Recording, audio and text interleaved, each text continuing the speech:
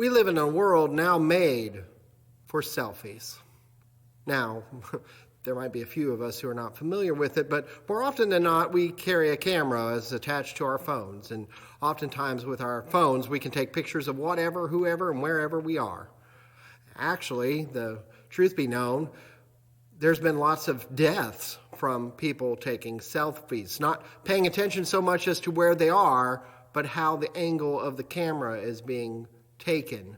And so, unfortunately, several people have plummeted to their death after trying to get a perfect picture at a prominent mountaintop or some other scenic view and not pay attention to how the scenery is changing. Or, of course, you probably have seen hundreds of pictures shared with you. You perhaps may have even done it yourself, that you share pictures of where you ate and all the friends that were around. And at the party, there's always everyone making the smiley face into the camera. In fact, it's been noted that more pictures are being taken per hour than were done in the entirety of photography's first 100 years. Can you imagine? Pictures more than the first 100 years of photography captured are being done every hour in the world. I bet there are some things, though, that you don't take selfies of. Now, I'm not going to get into anything about physical pictures and those photographs that shall not be shared with others, but I'm thinking of something less physical and more fiscal. You see, when did you ever share a selfie of your tax return?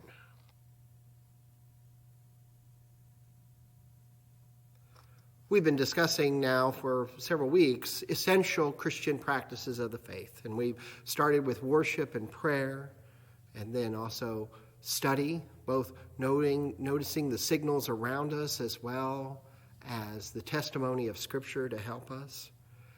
And then just last week we talked about serving one another and serving others as acts of Christian walk. But we're at the week that you don't want to talk about, and next week will be even worse. We're talking about inviting people. This week, we're talking about money and our use of money and our material possessions. Each of the practices we've had, worship and prayer, study and serving, have all been done by Jesus, but it is money and material possessions that Jesus speaks about more than anything about worship, prayer, scripture, or study combined. He's always talking about money and stuff, and frankly, how they can be misused and lead you astray. Because I think Jesus recognized the promise and peril of our relationship with money and stuff. Our relationship with money can either sabotage or deepen and support our spiritual life. If kindness to others is love in action, then generosity is love that's taken over our pocketbook. So let's get back to selfies of tax returns. Dan Hutchins, a financial planner and CPA in the Kansas City area, is working on a book. I didn't find anything that said the book had been completed, but he was doing an analysis of the tax returns of presidents and vice presidents, as well as presidential and vice presidential candidates over the last 50 years. You know, you can actually access presidents and vice presidents' 1040s for the last 50 years, except one recent one, of course, to see their tax returns, to know where their income came from, to share where they took deductions and what they took deductions for. And Dan shared an interesting discovery with a vice presidential candidate of recent years. that the tax return revealed a substantial salary, income being received of over $200,000. But also what was found on the income tax return was a major mortgage interest deduction, which certainly indicated that the candidate has a substantial loan on a substantial piece of property that is costing thousands and thousands of dollars of interest. And because, of course, at that amount, it usually pays to do as much itemized deductions as possible, we get to see exactly how much charitable contributions this $200,000 vice president gave. He gave $300. $200,000 salary, major mortgage interest deduction, and just $300 in charitable giving, less than 0.1% of his income. Often when we live on the edge, when we're in debt up to our eyeballs and beyond it, this is exactly what happens. There's nothing left to give because we are already living on someone else's income. Our bank statements notwithstanding, but massive debt often reveals less than charitable giving. Often those who live on the edge of bankruptcy like that will fall into default. Now, the key in this is to not live there. Surprisingly, those who are giving more generously are less likely to default on their debts because they don't hold such large amounts, and they live very likely beneath their income annually. Jesus taught that one's life does not consist in the abundance of possessions. And yet, our world and our society absolutely says otherwise. Isn't it amazing what you encounter on any kind of media that's, of course, pushing advertising to pay for everything they have? That it's magic almost that I look up a toaster on Facebook and suddenly I'm getting all kinds of different toasters in my feed. Or, this soap will somehow complete me, or this shampoo will attract beautiful women of all shapes and sizes, and you can't possibly have success without this particular car. But by the way, the next year's model is going to be even better, and you can't possibly live without that, and you must keep up with the Joneses. You must have the biggest house, the most toys, because that's the American way. Is it? There's quite a few mausoleums in Greenwood Cemetery in Decatur, Illinois, and those people were some of the richest people in their time and place. They're still dead. And they don't even own the houses they built anymore. For all this, that who dies with the most toys dies happy? No, you die with a mess of an estate that no one will want, and it will be difficult to get rid of. There are charitable organizations who absolutely have no need for grandmother's Haviland china that was never used except once in 1952 and has been kept because it's worth something. Our definition of good life may be what's really off here. We always think of the good life and more of a mix of marketing than reality here, that if we have everything you could possibly want and time to enjoy it, then you have the good life. But this isn't a recent change. The only thing that's really changed is the ability to produce so quickly so much. There's always been a goods industry in the world. And the pursuit of goods for goodness' sake is something that the Greeks identified in a philosophy known as hedonism, that basically hedon is being pleasurable, and that the highest good in life would be to achieve pleasure in all things and avoid pain and to minimize it. Now, certainly we don't want to have needless pain, but when pain at all costs is to be avoided with stuff, then that gives it the power to be our God. And our happiness depends on how big the budget has become for us. I have a question for you. How many of you have all kinds of things that you remember greatly desiring when they were new, and now you probably can't even find them in the overstuffed closet down the hallway? I know in my closets and on shelves and in furniture and in drawers, there's all kinds of things that, ooh, I got to get that. And yeah, there was that time when, yes, I got it.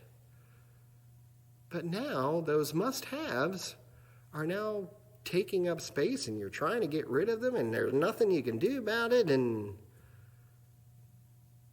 I have my Atari 2600 from when I was 12. I dust it off once in a while, and certainly it still works, but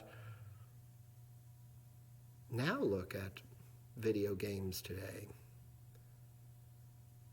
The largest TV my parents had was 36 inches.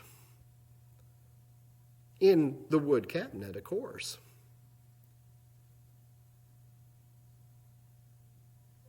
We get this constant thing that if we can just have this, then all would be well. But I think the deeper secret in life is to find your happiness before it robs you blind in its pursuit. I find it amusing that Amazon always calls their warehouses fulfillment centers. What are they fulfilling? They're filling orders. It's never fulfilled. The fulfillment centers of our lives might still have holes in them, but all this accumulation in the end, as the writer of Ecclesiastes said, is a chasing of the wind. In looking for the good life, there's other choices than hedonism. There was another Greek philosophy, Stoicism, that said that good life is found in learning to want what you already have, to enjoy what you have. Hopefully, as you have practiced your prayers with the closing prayer of gratitude each and every day, you're starting to realize how much you already have to be thankful for. Because if it's acquiring and purchasing that gives us value and worth, it will have a greater power to possess over us than we have the power to be grateful with what we already have received. Now, maybe one of the things we need to address is, why do we want so much when maybe there's a better purpose in our lives, and that it should be to turn it around? For Christians, it should be obvious that what the purpose of life is to live for. It's to follow and the life and teachings of Jesus and to do what he taught every day in our lives. Our happiness in life is not drawn from what we have or can get, but from loving God, making that what we want and what we can receive. And with our heart, mind, soul, and strength, and demonstrate this love in sharing with others. In adversity, it's often those who have a purpose to live for who can survive the crisis. Those who surrender to the despair and find nothing to live for will usually lose their lives. if we are more gracious and have a purpose to live for, then maybe we can find it in practicing generosity. Generosity among many individuals as well as those outside of our groups can accomplish great things. We see it with all kinds of agencies in our cities and disaster relief projects like Week of Compassion and all the things that we pool our resources for. We probably feel more generous when we discover that we were supporting others in their efforts. The only way our love is seen through action is through sharing our time and resources. Love in action truly reveals the truth of Jesus' words. It is more blessed to give than to receive. And certainly he gave and emptied himself for us. I've known this when I've given away beyond my desires. Winston Churchill once spoke of this. We make a living by what we get, but we make a life by what we give. Now, I want you to watch this video from some kids at a Boys and Girls Club in Atlanta that was filmed by a documentarian that talked about giving gifts, and they were offered the gifts of what they wanted for Christmas or to give a gift for their parents. Watch and see what they do.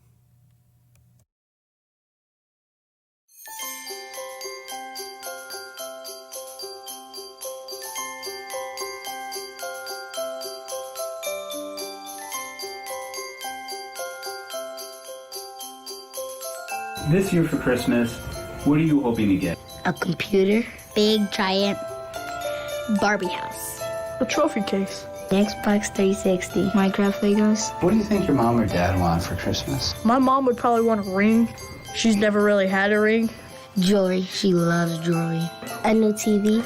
Like watches. So, we actually did buy an Xbox 360. What in the world? I wanted this! Okay, you really got this for me? A new laptop. Wow. And It's a necklace. So we also bought a necklace because you said you also wanted to get a necklace for your mom or your auntie. The catch is that you can either get a gift for yourself, or you can pick a gift for your mom and dad. I need you to pick one. Now before you answer, oh, I bet that's hard. Is that a really hard question? Mm-hmm.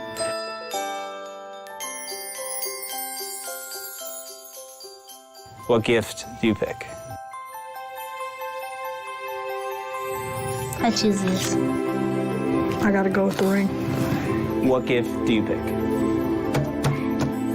That one. That one. That dress. I'll choose this for my mom. I'll choose this one. It's a really tough question. I'll but give him this. You already know? Tell me why. Because Legos don't matter. Your family matters. Not Legos, not toys, your family. So it's either family or Legos, and I choose family.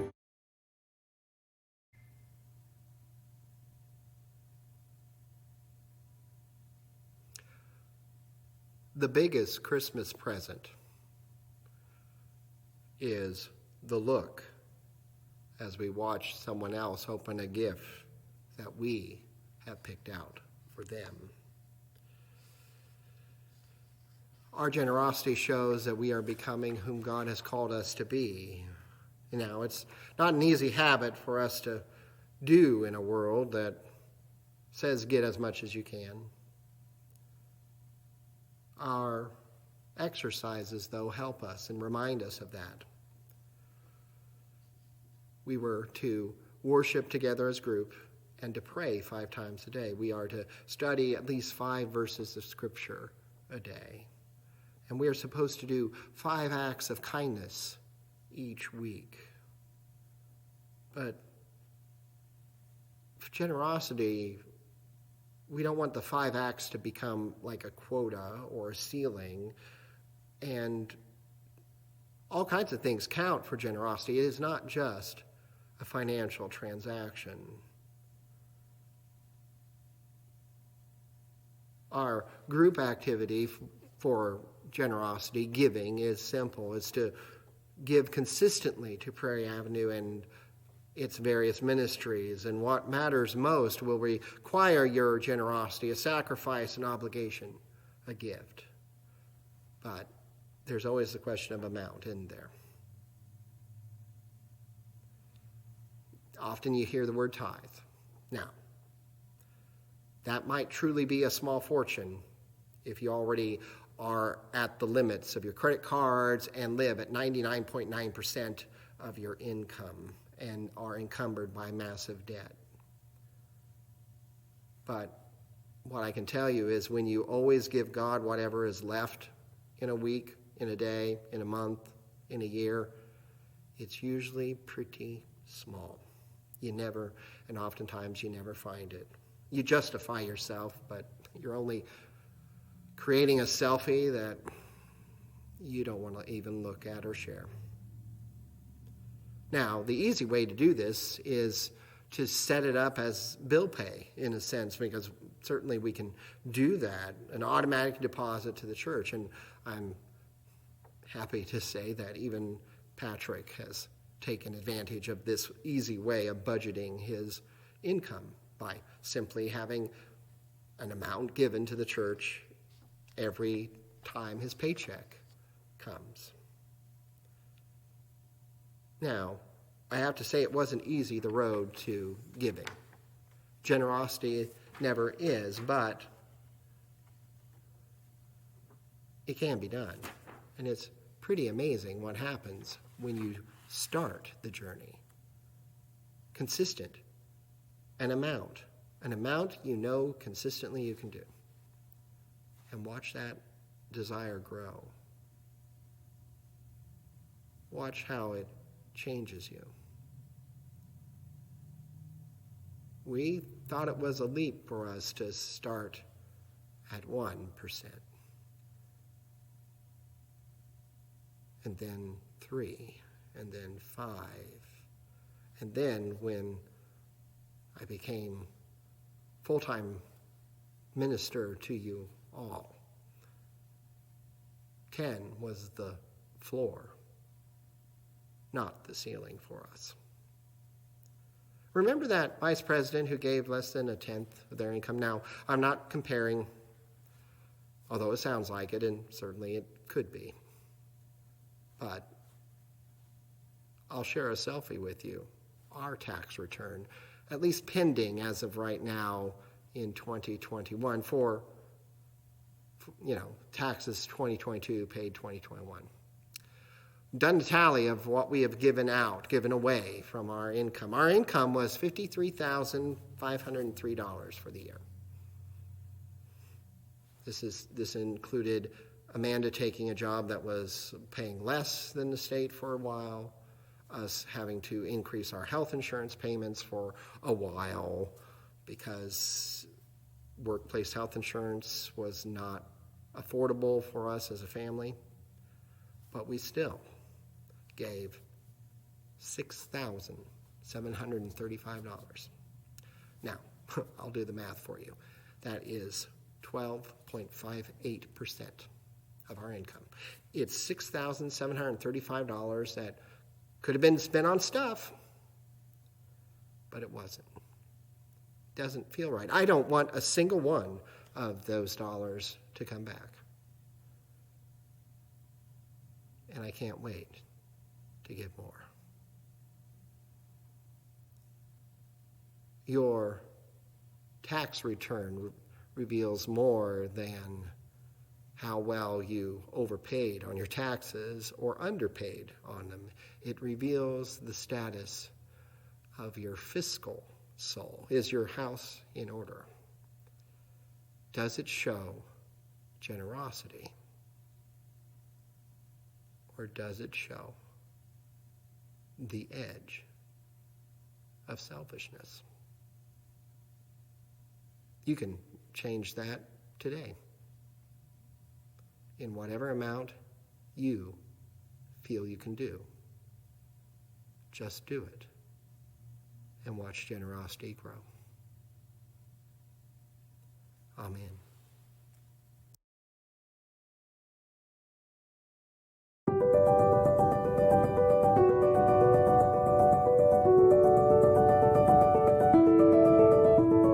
Why is love the greatest? Because love is action. Love is resilient. Love is compassionate. Love digs deeper, goes further, reaches higher. Love gives and then gives some more. Love is big and love is small. Week of Compassion has been putting our love in action all around the world and right here at home for over 70 years. By responding to disasters, feeding the hungry, digging wells for those who lack water, building for those who need shelter, caring for the sick, empowering the marginalized, and equipping those who are ready to change their world in the name of love, God's love. Because when all is said and done, it's love that remains. Put love into action. Give to Week of Compassion.